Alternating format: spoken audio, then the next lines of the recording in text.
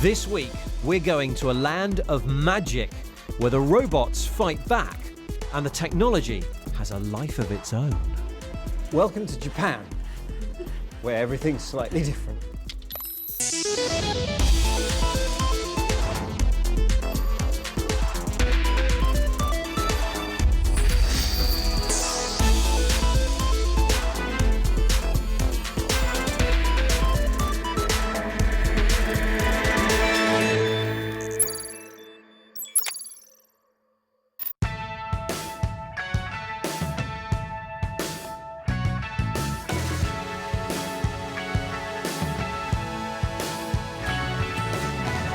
It's not often you get to see behind the scenes at an airport, but Haneda Airport in Tokyo has invited me backstage to show me its robots.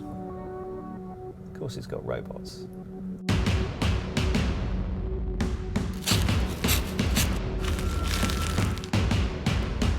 Is there a little bit more give? This is the HAL mini exoskeleton. It works with your body to give you some extra lift. It also does wonders for the waistline. The suit is being used as a lumbar support for baggage handlers to help them lift heavy luggage without doing their backs in. Before now, it was really painful on my lower back, but since using this, it's much easier. The exoskeleton reads the electrical impulses coming from the brain to the muscles in the back. It knows when the wearer wants to move, and it walks and bends with them. And importantly, when they straighten, it gives them a bit of extra oomph. Hey! Whoa! All right. To be honest, though, could you get me something heavier? Down here, box of paper.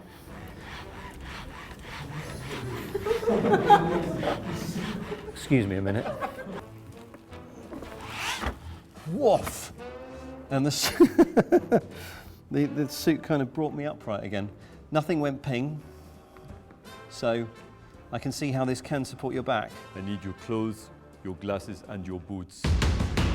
The reason that Haneda Airport and many companies here are introducing robotics is to push Japan's high-tech image to the millions of visitors to the 2020 Tokyo Olympics.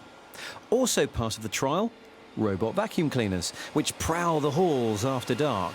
And although this one is being remote controlled so that we can get a good shot of it, we've also been promised something much more impressive. A completely autonomous porter robot which carries your luggage. This was the thing we'd come to see, and we were certainly ready to film its big entrance. Here it comes.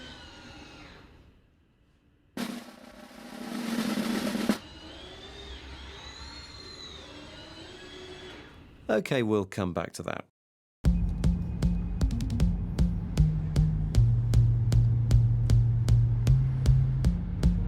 Let's not forget, in this world dominated by South Korean gadgets made in China and running American software, that Japan used to be a technological world leader.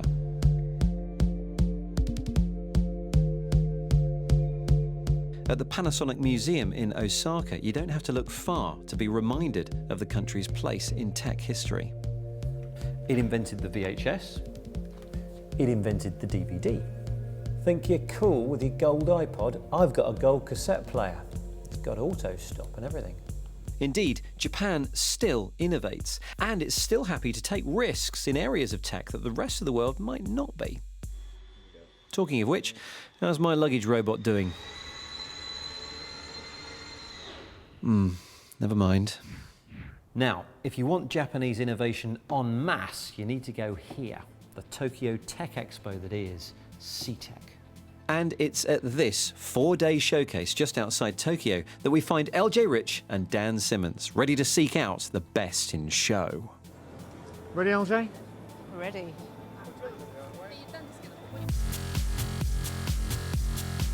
The reason we love coming to CEATEC is it's chock full of concept tech. Big companies just trying things out to see what happens. Some ideas will eventually make it to market, and all are tinged with a uniquely Japanese flavour. Like this, the undoubted star of CEATEC, this little fellow. Meet Robohon, the minute mechanoid with an ear for voice commands. He can dance better than some humans. He can take your picture. And he can even project that picture onto the table with his built-in projector. Essentially, Robohon is a smartphone in a robot body with moving arms and legs. Sharp thinks this Robophone will sell and plans to release it in Japan next year. Oh wow. Now to you it may look like I'm actually touching this screen, but I'm a long way away from it. There's my hand and the screen is actually down there, and it's being projected up onto this mirror type surface and then straight towards me, and it appears as if it's hanging in the air like a hologram. But the difference about this control system is that it can detect where my hands are using gesture control. There are lasers up there which can see exactly where my hands are and correlate it to this image. Now this could be used for things like ATMs, cash points, or even navigation on our car systems. More display action now, and we've been following Epson's Google Glass alike for a few years now. The Moverio uses a small projector to display directly in front of the eye and has often looked like a good idea in search of something to do. One thing that's different this time is there's a real use case that I can see. This is a transparent glasses that can be used for live translation. What that means is instead of looking down at your phone, I can actually look at the person I'm talking to. Just have to hand Hitomi-san the microphone. Hello there, how are you? No, it's not my first time. I've been before. 5 times. This will be my 5th. All the processing is of course done in the cloud, and I'm very impressed with how fast the translations are being served. Certainly enough for a near real-time interaction. Drones seem to be everywhere at the moment. It's hard not to feel your privacy is just a fly past away from being snatched. But not anymore. Take back your privacy and install one of these, a drone detector. Both the ultralight sensitive camera and the thermal one pick out the drones from the birds, looking for the copter's unique heat signature and movement. It'll also help protect sensitive sites from snoopers or airborne attacks and keep airspace over runways clear. Some think it should come with its own rocket launcher. We doubt it's fail-safe though. But this paper drone may be the one that escapes detection. It's just 31 grams, it's made of Japanese paper, and instead of rotating its blades, it flaps its wings.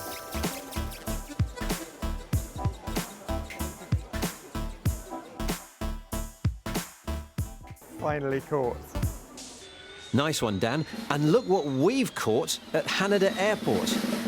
Our first glimpse of the slightly camera-shy, but completely autonomous baggage robot.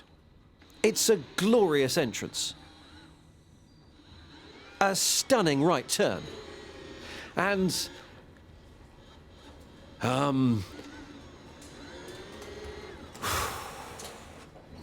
OK, back in a mo.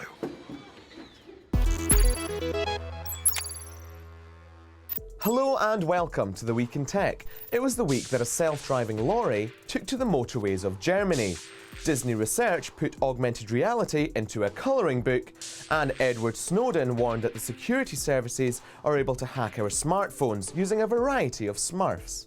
Smurfs, of course, being the hacking tools used and in no way related to the Belgian comic book characters that went on to gain widespread fame in a 1980s cartoon that spanned 9 seasons and 256 excellent episodes. It was also the week that Microsoft showed off a range of new products ready to run with Windows 10.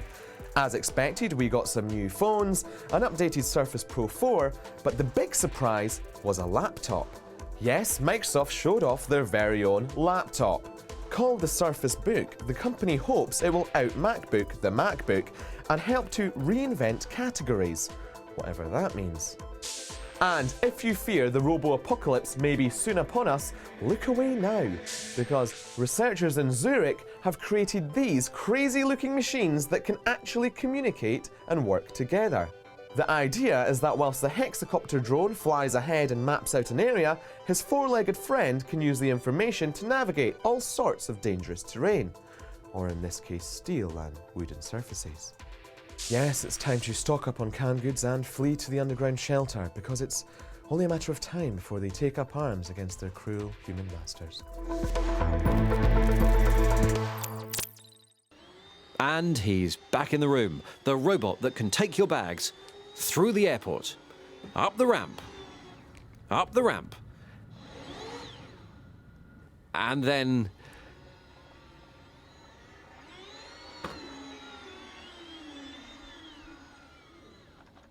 Oh dear. I had something in my eye. Okay. Now look, this is only a trial, and once the humans had lugged the thing up the ramp, it was able to demonstrate its ability to navigate a room, not using special strips under the carpet, but by mapping the space first and then working out the best route to its destination. I'm guessing it'll be a little while before we see these things out and about in the terminal, so for the moment I'll carry my own bag to our next stop. Right. Thanks all the same.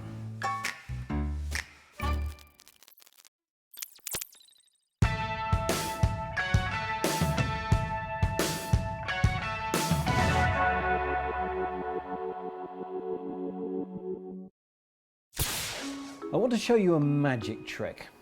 I'm going to take this ball and put it in that box, and then it's immediately going to appear in that box.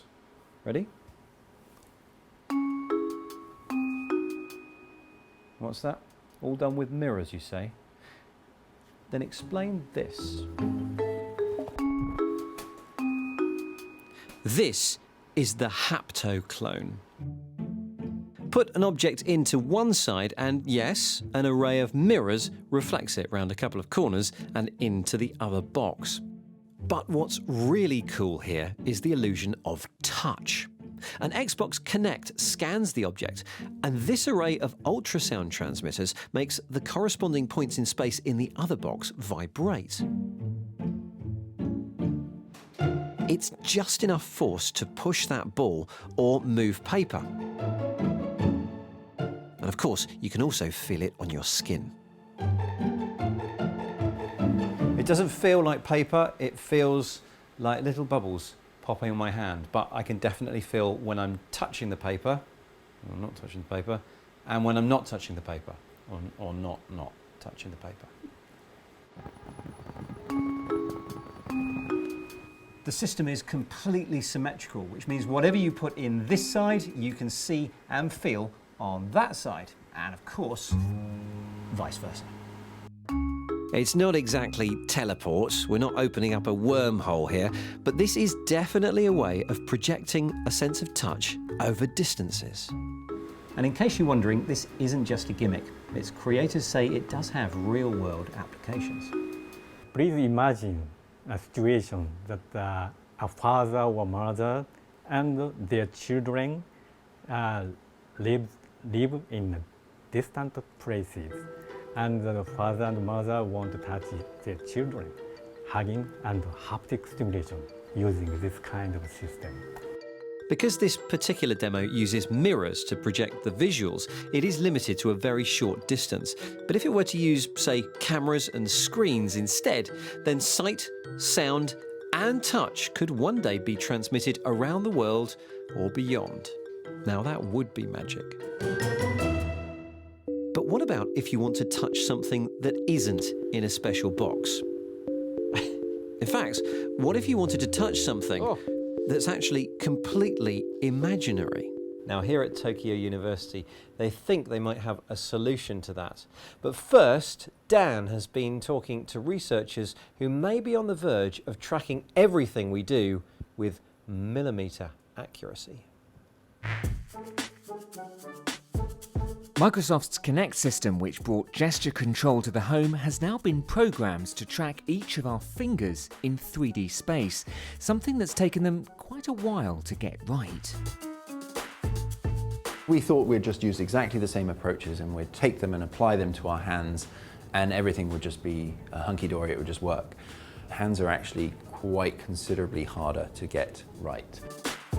they're smaller. So the camera sees fewer pixels, and each pixel has sort of some amount of noise on it. Second of all, the hand can move pretty much completely freely in 3D space, unlike we would usually do with our full bodies. We usually stand on the spot, maybe we'll rotate on one axis, hands rotate on 3 axes.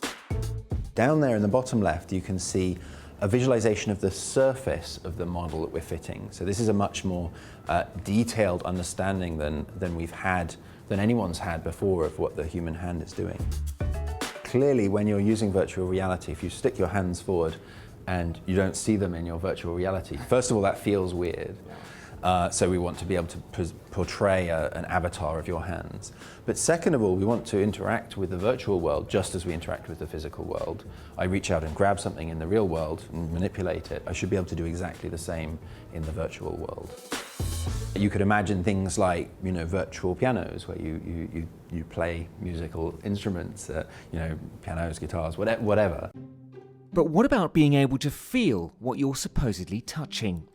Well, it seems like Sven may have put his finger on something. Yes, back here at Tokyo University, I'm having an unusual tactile experience. My hands are being fooled into feeling something that's not really there. Down here is a special picture. It's a special marker. When the computer sees that marker, it actually inserts a virtual ball on the top right-hand corner, which is here. Now here's the clever bit. I can grab that ball, even though it's not really there, and it will feel like I'm grabbing it. To me, I'll show you what I mean.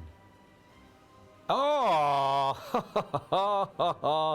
That feels like I'm grabbing the ball. The computer is modifying the image of my hand to keep my fingers slightly open around the ball. So it feels like I'm grabbing the ball, even though I'm actually grabbing myself. Now, the theory behind this is that sight is a dominant sense over touch. So if your eyes tell you you're doing something, even if it doesn't quite marry up with what your fingers are doing, the eyes will win and your brain will think that is what your hands are doing. Some pretty clever software erases my hand, replaces it with the background, and then adds in a distorted image of my hand. And here in another demo, I'm feeling a tube, which is actually a straight cylinder, but which feels narrower in the middle. I kind of believe that the shape has changed under there. I'm watching my hand match the contours of this new shape. Good. Right, well, I have no idea how LJ and Dan are going to top that, but let's see them try. Back to CEATEC. How about the Laundroid? A robot that folds your laundry.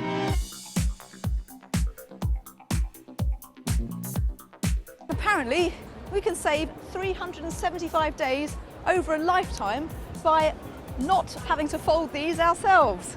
So, Laundroid here can recognise the shape of the garment and then fold it for me. This sleek, wardrobe-sized carbon fibre casing hides the top-secret wizardry inside. The company says the clever bit is using image analysis to recognise whether you've shoved in a sock or a shirt. Then, once Laundroid knows what it's working with, it can concentrate on the gentle art of folding. Whatever it's doing, it's very quiet. Can we see inside? No. It took us 10 years to develop, this prototype technology, and there's so many secrets in there. You're sure it's not someone in there just doing the ironing? No, of course not. It's a little Wizard of Oz, but however they're doing it, the main problem they need to solve is it currently takes 4 minutes per item. Ah, there we go. Now for the rest of the laundry. Just as well LJ's doing her washing as I found a mobile phone that can actually sniff and smell. Well, it could do if one of these new sensors are placed inside. That's the vision of CEATEC, which wants to put these in each phone so it can constantly monitor the air around it. It's monitoring odours. specifically acetone, oil, alcohol and water. And that's represented in these lines here. You can tell when I blow in it, the lines do different things, and it tells it the nature of my breath. Now, why would that be useful? Well, I could have the onset of diabetes or worse, cancer, and that might change my exhalation, the nature of that, which would be picked up on the phone and possibly give me an early warning. It can detect the air around, it can tell what's cooking, but it could also tell you if there's a gas leak. I'm also told by the makers that it can detect what type of wine I might be drinking, which could of course be useful if I want to match it to food. Talking of food, LJ Rich has found the kitchen. Oh, hello there. I've made us a pizza. Yes, the latest in pizza recognition here from Panasonic, and that's going to trigger some photos just over here. This means I can eat my pizza and perhaps have a look through these family memories. And now, let's share them. Yeah. That plastic pizza was delicious. I'm a bit full up. Not as full as my friend here, but thank goodness there's an app for this.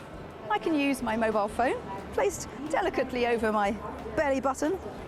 Then I can just move the phone around my waist. And what's happening is the gyroscope inside the phone is detecting exactly how big I am and comparing it with data from patients in the cloud. I'm actually number 1 on a scale of 1 to 10, quite healthy, very healthy in fact. Clearly this phone knows nothing about my diet. Now interestingly, this is not aimed at consumers, it's actually aimed at factories with a large workforce to make sure that everybody is as healthy and productive as possible. Bellies aside, if there's one thing at Japan CEATEC Expo worth gawping at, it's surely this. The picture really is magical, but you don't get more resolution for your money. Actually, what they've done is add a section of the screen onto the edge, so rather than 16 by 9, it's 21 by 9, but at least it will show cinema films in their original format. So, an 8K screen effectively with a cinema format. They're working on the portrait version as well for the signage industry, so you can enjoy every single one of those 10K pixels, from the shoes to the tiara. That was LJ and Dan at CEATEC. Well, we're halfway through our 2-week Japanese extravaganza, and next time we're getting out of Tokyo to go back to the future and way back to the past, at a hotel staffed by a robot dinosaur. But just before we leave you for this week, there's something I just gotta do. Last year at CEATEC, I met my match against one particular robot. Well, now I'm back, and it's time for justice.